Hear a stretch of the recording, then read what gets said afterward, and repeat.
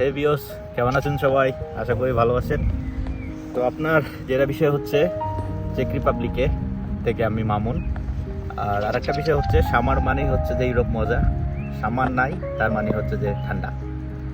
তো সামার উপভোগ করতে হলে আপনাদের যখন স্যাটারডে, সানডে এবং ফ্রাইডে মর্নিং শিফট, তার মানে 3 দিন টানা ছুটি, তো যখন এই ছুটিটা থাকে তখন হচ্ছে যে আমাদের এই সামার উপভোগ করতে হয়।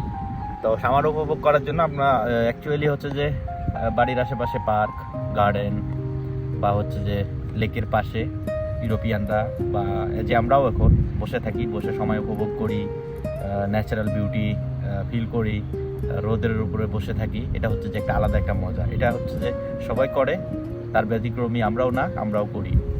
তো মূল পয়েন্টে আসি। আপনার কিছু লোকে ফ্রেন্ড আর কি কিছু গতকালকে আর কি ফোন দিয়েছিল আমাকে এবং কিছু ডকুমেন্টসও শেয়ার করেছিল আমার সাথে।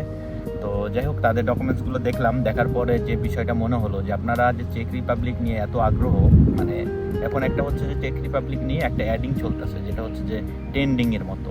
টেড খেলে যেরকম মানুষেরা, এরকম আর কি টেডের মতো চলতেছে, মানে প্রচুর হাই আছে আর কি। কারণ হচ্ছে যে বিভিন্ন সাইড থেকে যে আপনার বছরে 40টা ভিসা হয় প্রত্যেকটা দেশ থেকে, যেমন মিডিল ইস্টের প্রত্যেকটা কান্ট্রি থেকে বছরে 40টা ভিসা, তারপরে সিঙ্গাপুর থেকে বছরে 40টা ভিসা। তো এই ভিসাগুলো দেখায় আপনার প্রত্যেকটা এজেন্সি, প্রত্যেকটা বড় বড় ইউটিউব চ্যানেল, বড় বড় ফেসবুক পেজ, এগুলোর থেকে হলো যে আপনার এইগুলো অ্যাডিং চলতেছে।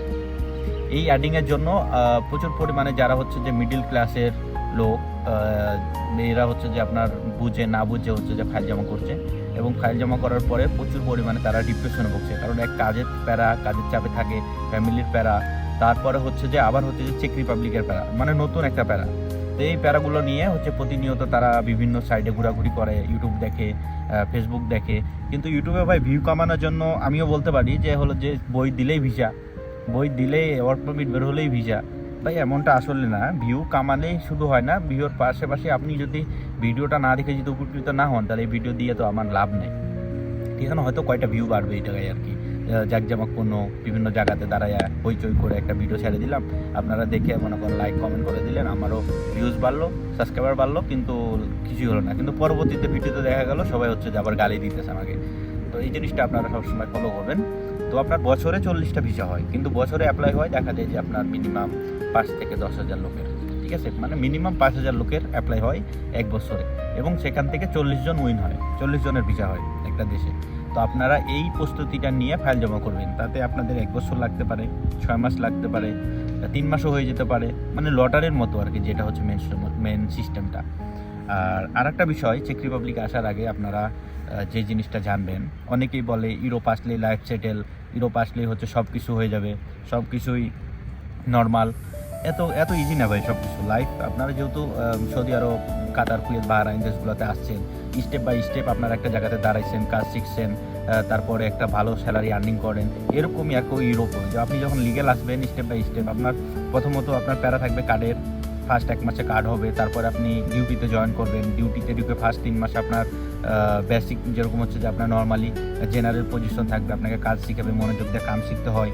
তারপরে আবার হচ্ছে যে আপনাকে এগিয়ে যেতে হয় আপনার সেকেন্ড স্টেপে, আপনার টিআরসির মানে কাজের পাশাপাশি টিআরসির মেয়াদ যখন আস্তে আস্তে কমতে শুরু করবে, তখন আবার সেকেন্ড টিআরসি, ঠিক আছে। এরপরে ফ্যামিলির চাহিদা পূরণ, ফ্যামিলি আনা, ড্রাইভিং লাইসেন্স, এগুলো অনেক কিছু দৌড়ের একটা বিষয় আছে। এগুলো হচ্ছে সব কিছুই কিন্তু আপনার মনে করিয়েন না যে আপনার চেক রিপাবলিকে লিগ্যালভাবে আসলেন বা ইউরোপে লিগ্যালভাবে ঢুকলেন, আরে চেক রিপাবলিকে যাবো, ভিসা আছে, ওই রেসিডেন্ট পারমিট আছে, ঠুস করে জার্মানি চলে যাব, জার্মানি যা কাজ কাম করবো, বা স্পেনে চলে যাব, স্পেনে যে হচ্ছে যে কাগজ বানাই নেবো। ভাই এত ইজি না ইউরোপটা, ঠিক আছে। যারা ইউরোপকে ইজি মনে করেন তারা হচ্ছে যে ইউরোপে আসবেন না, কারণ তারা বিপদে পড়বেন। আর যারা মনে করেন যে ভাবেন যে হ্যাঁ ফিউচারে কিছু করব, লং টাইমের জন্য একটা যাচ্ছি আমি, ফ্যামিলির জন্য কিছু করব, লাইফের জন্য কিছু করব, তাহলে হচ্ছে যে আপনারা আসবেন এখানে, ঠিক আছে। কারণ ইউরোপের দরজা হিসাবে আপনার চেক রিপাবলিকও মানে এখন 1 নম্বরে আছে, কারণ ভিসা দেওয়ার ক্ষেত্রে আর কি, মানে উইদাউট রিকমেন্ড, উইদাউট ইন্টারভিউ, কোনো রকম সমস্যা ছাড়া, জেনারেল ওয়ার্কার, আপনি কাজ জানেন না, কোনো সমস্যা নেই, ভিসা দ্বারা দিবে আপনাকে, এবং এখানে আসার পরে টিআরসিও হবে, কোনো সমস্যা নাই, এসে কাজ শিখবেন, এটাও সমস্যা নেই। কিন্তু সমস্যাটা হলো আমরা কিছু বাঙালি আছি, মাইন্ডে নেবেন না, শিক্ষিত এবং অশিক্ষিত তো যদি আপনি একটা জিনিস বোঝার চেষ্টা করেন যে ভাই আমি একটা দেশে যখন যাব সেই দেশের ভাষা জানি না, ইংরেজি জানি না, সেখানে অবশ্যই আপনার সময় লাগবে, সময় স্পেন্ড করতে হবে। এই জিনিসগুলো আপনারা সবসময় চিন্তা ভাবনা করে সামনের দিকে এগোবেন। হ্যাঁ, আর এইটাই আর কি। আর আমার ভিডিও যারা দেখেন অবশ্যই লাইক, সাবস্ক্রাইবার, ফলো এগুলো করে রাখবেন।